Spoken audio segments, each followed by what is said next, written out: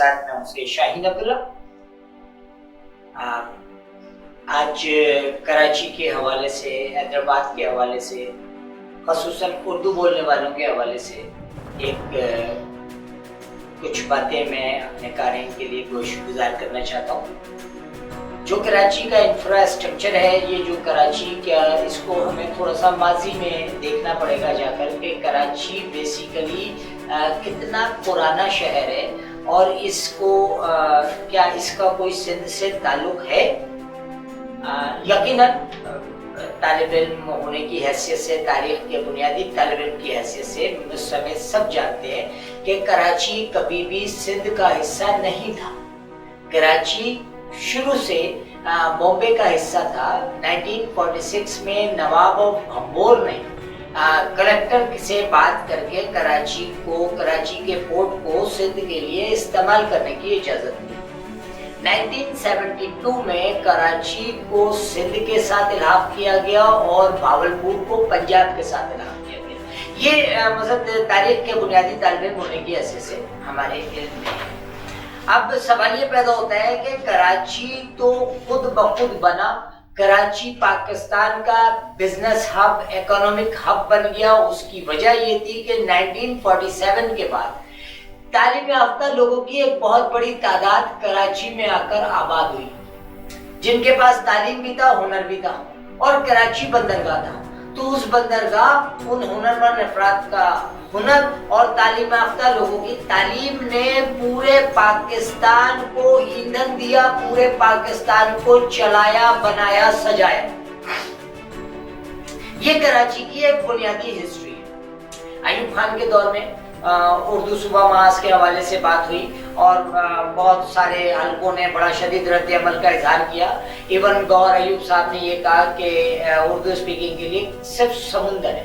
तो मैं एक छोटी सी बात अर्ज करना चाहता हूँ कि 1947 में समुंदर खारा दर, मीठा दर तक था और अब तकरीबन 148 किलोमीटर समुंदर पीछे गया है। तो ये 148 किलोमीटर तो जगह मिली उन लोगों को जिनके अजदाद ने लाखों जानों का नजराना देकर इस पाकिस्तान को, इस अर्ज़ मुक़द्दस को बनाया था।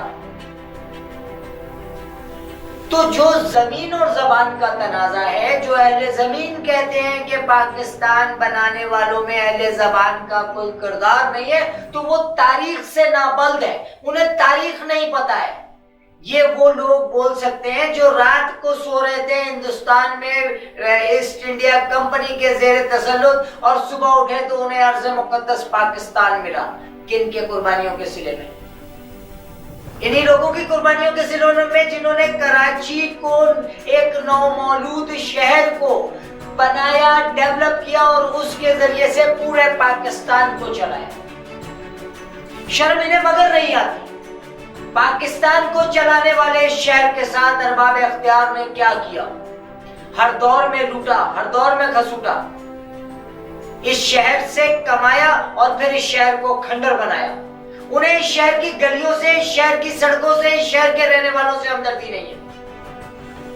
उन्हें हमदर्दी है तो अपने इख्तियारात से है, उन्हें मोहब्बत है तो अपनी हवस से है, उन्हें मोहब्बत है तो अपने हिरस से है कि वो इस कराची को छोड़ते भी नहीं है और इस कराची में रह के इस कराची के रहने वालों का लहू निचोड़ते हैं। उसकी एक बहुत छोटी सी मिसाल, एसी ऑफिस में बैठे हुए डिप्टी कमिश्नर, उस कमिश्नर कराची को नहीं पता है कि उस खांचे फरोश के घर में चूल्हा जला है या नहीं जला है।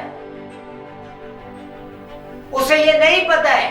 उसने तो एक नोटिफिकेशन शाया कर दिया कि जी कोविड-19 की वजह कर डिस्ट्रिक्ट सेंट्रल के सारे बाजार बंद। तो क्या कोरोना सिर्फ डिस्ट्रिक्ट सेंट्रल में आ रहा था? क्या कोरोना इस शहर के बाकी के 5 डिस्ट्रिक्ट में नहीं है? लाड़काना के नवाब शाह के मेयर के दादू के रहायशी को क्या पता कि कराची की मुसीबतें, कराची की मुश्किलात क्या है? कराची की मुश्किलात, कराची की मुसीबतें वो लोग हैं जो कराची को निचोड़ रहे हैं और कराची को डेवलप नहीं होने दे रहे।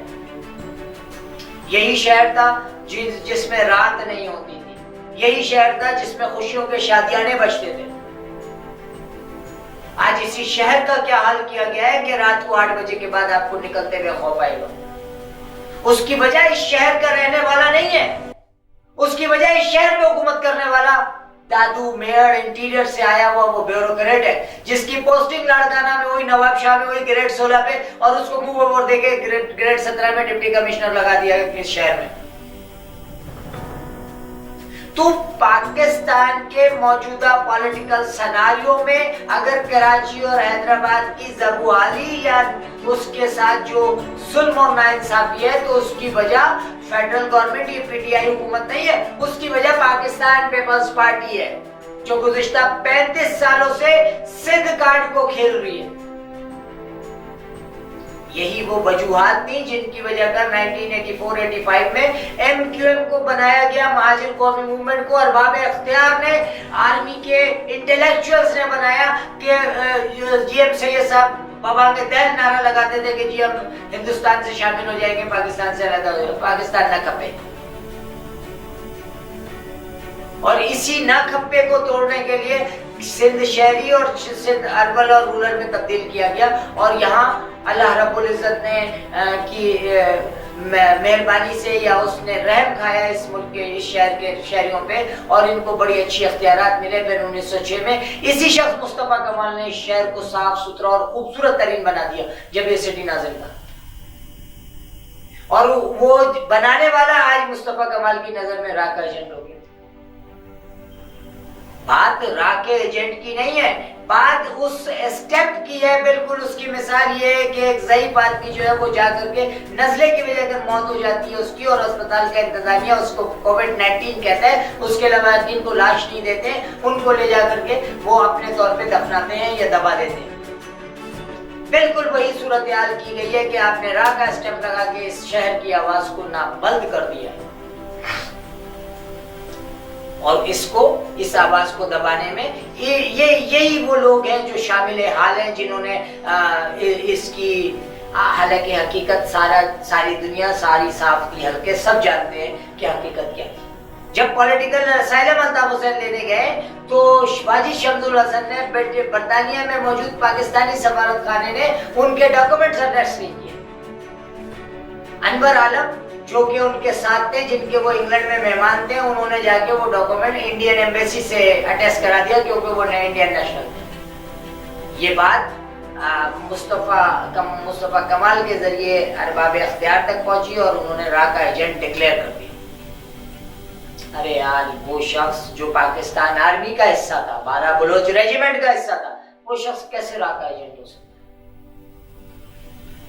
میں کسی کی حمایت میں بحیثیت صحافی بات نہیں کر رہا ہوں، لیکن حقائق کے تناظر میں یہ بات بالکل 200% یقین ہے کہ ساتھ کہی جا سکتی ہے کہ کراچی اور حیدرآباد کی زبوالی کی وجہ کراچی میں سے حاصل کیے ہوئے اختیارات جو ارباب اختیار کے منہ کو خون کی طرح لگ چکے ہیں، وہ کراچی کو کسی صورت سے مقامی قیادت کے حوالے نہیں کرنا چاہتے۔ وہ گراس روٹ لیول پہ اختیارات کو کبھی بھی منتقل نہیں ہونے دیں گے۔ اس کی واضح مثال اس ملک کے تینوں صوبوں میں میٹروپولیٹن سسٹم لائے جائے، وہاں ناظم ہوتا ہے، وہاں گراس روٹ لیول پہ اختیارات ہوتے ہیں۔ صرف سندھ میں کراچی اور حیدرآباد کی وجہ کر گراس روٹ لیول پہ اختیارات نہیں دیے گئے، کیونکہ جو آپ کے پاس پاکستان پیپلز پارٹی کا ٹکٹ ہولڈر ہے وہ کراچی کا رہنے والا نہیں ہوتا ہے، وہ لاڑکانہ یا نواب شاہ سے آتا ہے۔ تو بہرحال کراچی کی زبوالی کی وجہ کراچی کا جغرافیہ ہے، کراچی اکنامی کا ہب ہے، یہ ہے مقصد۔ اس سے ان کو کراچی سے سروکار نہیں ہے، کراچی کے ذریعے یہ جو کروڑوں روپے کما رہے ہیں اس سے سروکار ہے۔ بالکل ویسے ہی جیسے خدا نہ خواستہ تھائی لینڈ میں تھائی باشندے جو ہیں وہ بالکل سائٹ پہ ہیں، اور وہاں کے گینگسٹر، چاہے وہ چائنا کا ہو، چاہے وہ نیو یارک کا ہو، چاہے وہ جرمن کا ہو، وہ آ کر کے کماتا ہے۔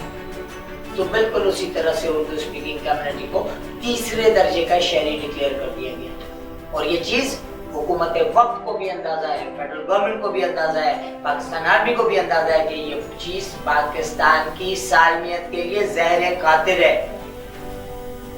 اب وقت ہے کہ جاگنا ہوگا، اب وقت ہے کہ جاگنا ہوگا۔ جب کراچی اور حیدرآباد کے ووٹ بینک کو توڑا گیا، 3 حصوں میں ڈیوائیڈ کر دیا گیا، کوئی پی ایس پی، کوئی ایم کیو ایم لنڈن، کوئی M Q M P I B. اب اس کے بعد ان لوگوں کے دلوں میں جو اس ووٹ بینک کو توڑنا چاہتے تھے، ایک آخری تابوت پہ آخری تیر رہ گئی ہے شیعہ سنی، جس کی گزشتہ 10-15 دنوں سے کوششیں ہوئی. ایسے وقت میں انٹلیکچوئلز کا، محب وطن لوگوں کا، اور خصوصاً میڈیا سے وابستہ لوگوں کا ایک بہت بڑا امتحان ہے کہ کسی بھی طرح سے اتحاد بین المسلمین کو برقرار رکھیں تاکہ اس شہر کی سالمیت برقرار رہے. ٹونائٹ شاہین سے شاہین عبداللہ کو